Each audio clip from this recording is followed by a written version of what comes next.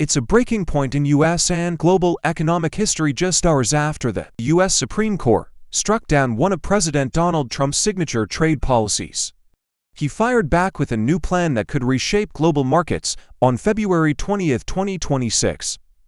The Supreme Court delivered a stunning 6-3 ruling that declared Trump's broad global tariffs unlawful, finding that the president had exceeded his authority by using the International Emergency Economic Powers Act (IEPA) to impose sweeping duties on imports from nearly all trading partners. Chief Justice John Roberts wrote that the Constitution clearly gives Congress, not the president, the power to tax imports, and that emergency powers laws simply don't authorize such sweeping tariff powers. The decision was celebrated by many Democrats, free trade groups, and global markets, but it triggered sharp criticism from the White House rather than backing down. President Trump hit back almost immediately in a dramatic response.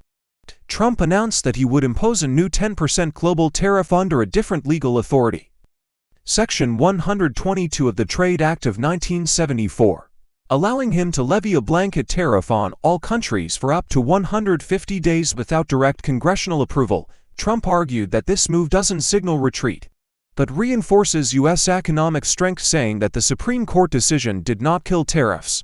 It simply forced us to use other tools. He also attacked several justices in strong terms, calling some decisions deeply disappointing and accusing opponents of undermining American interests.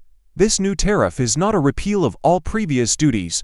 In fact, tariffs already based on Section 230 to national security and Section 301 unfair trade practices remain fully in place and could even be expanded. Trump has also hinted at launching more targeted investigations that may lead to additional tariffs on specific products or countries. But what does it all mean for businesses, consumers, and global markets economically?